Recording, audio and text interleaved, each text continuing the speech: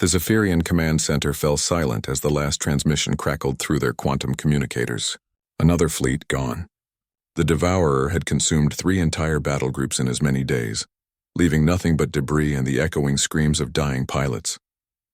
Commander Zeleth's forearms trembled as he reviewed the casualty reports. 12,000 souls. The beast was unstoppable, a writhing mass of biomechanical horror that grew stronger with each victory, incorporating the technology and genetic material of its victims into its ever-expanding form. "Sir?" his aide whispered, mandibles clicking nervously. "The Terran delegation has arrived." Zeleth's compound eyes narrowed. Humans, the galaxy's newest species, barely past their industrial age when first contact occurred.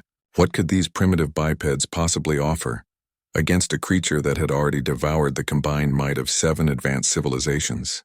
The human delegation consisted of a single individual, a small, unremarkable female with graying hair and laugh lines around her eyes. She introduced herself simply as Sarah Chen, xenobiologist. "You've come to observe our defeat?"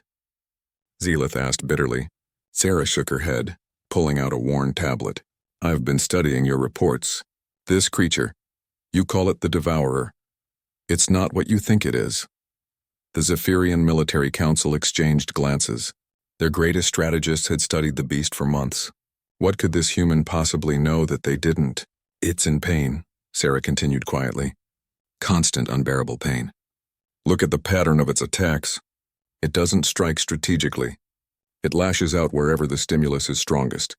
Your largest fleets, your most advanced weapons. It's not conquering. It's trying to silence something that's driving it insane." General Vorthak slammed his armored fist on the table. "Nonsense. It's a predator, pure and simple. We've tried everything. Plasma bombardments, quantum disruptors, even temporal weapons. Nothing stops it." Sarah's expression softened with something the aliens couldn't identify. Compassion. "You've been trying to kill it. Has anyone ever tried to understand it?" Before anyone could respond, alarm shrieked through the command center.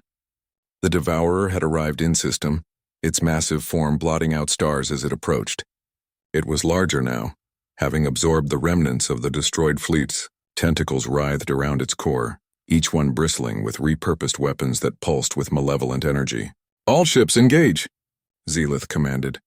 The remaining Zephyrian forces opened fire, their weapons painting space with deadly light.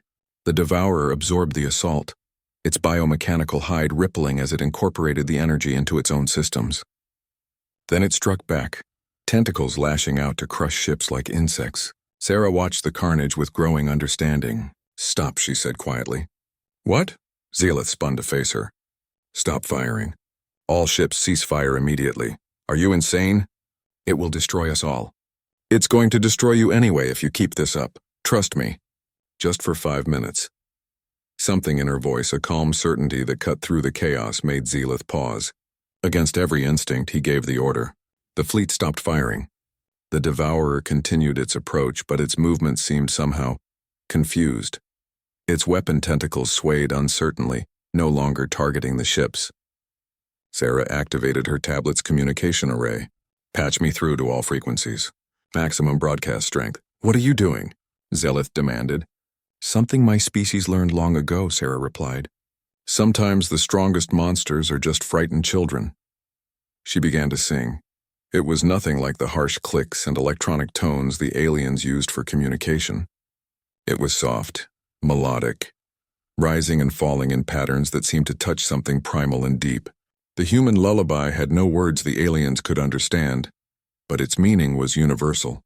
Safety, comfort, the promise that someone cared. The effect on the Devourer was immediate and shocking. Its thrashing tentacles slowed, then stilled. The creature's biomechanical surface began to shift, weapons retracting, armor plates softening into something almost vulnerable. Sarah continued singing, her voice carrying across the void. She sang of Earth's ancient lullabies, of mothers comforting children through long nights, of the promise that dawn would always come. She sang with the weight of her species' history, survivors who had learned that sometimes the gentlest touch could accomplish what no amount of force could achieve. The Devourer drifted closer, no longer attacking. Its massive form began to contract, folding in on itself as layers of accumulated technology fell away like shed skin. Beneath the stolen weapons and alien armor, something else emerged. Something that might once have been beautiful. The creature was ancient, Sarah realized. Older than any of their civilizations. It had been traveling the galaxy for eons, alone and in agony, striking out at anything that reminded it of its loss. The absorbed technology wasn't conquest. It was armor against a pain too deep for madness. As her lullaby reached its end, the Devourer settled into a slow, peaceful orbit around the system's star. For the first time in millennia, it slept. Commander Zeleth stared at the readings in disbelief. The creature's energy signature had stabilized. Its biomechanical systems were powering down into dormancy. After all their weapons had failed, after all their tactical genius had proved worthless, a simple human song had accomplished the impossible. How? He whispered. Sarah smiled, the expression transforming her weathered face. My species spent most of our history trying to kill our monsters too. But we learned something else along the way. Sometimes what looks like a monster is just something that's been hurt for so long it's forgotten how to stop fighting. She looked out at the sleeping giant, its form now serene against the starfield. And sometimes all it takes is for someone to sing it to sleep. In the days that followed, xenobiologists from across the galaxy would study the sleeping devourer, learning the tragic history of a species destroyed by cosmic catastrophe, leaving only one survivor to wander the stars in endless grief. But they would also study the human who had seen past the monster to the pain beneath. Sarah Chen's lullaby would become the first entry in a new field of study, xenopsychology, the understanding that intelligence, no matter how alien, carried with it the capacity for both suffering and healing. And at the heart of that discipline would be a uniquely human insight, that sometimes the strongest response to violence is not greater violence, but the quiet courage to sing a song of peace.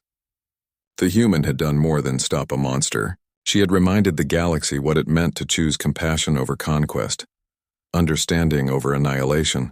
In a universe full of advanced weapons and sophisticated strategies, sometimes the most powerful force was the simple act of caring enough to try something different. And in the depths of space, cradled by gravitational forces and solar winds, the Devourer dreamed peaceful dreams for the first time in 1,000,000 years.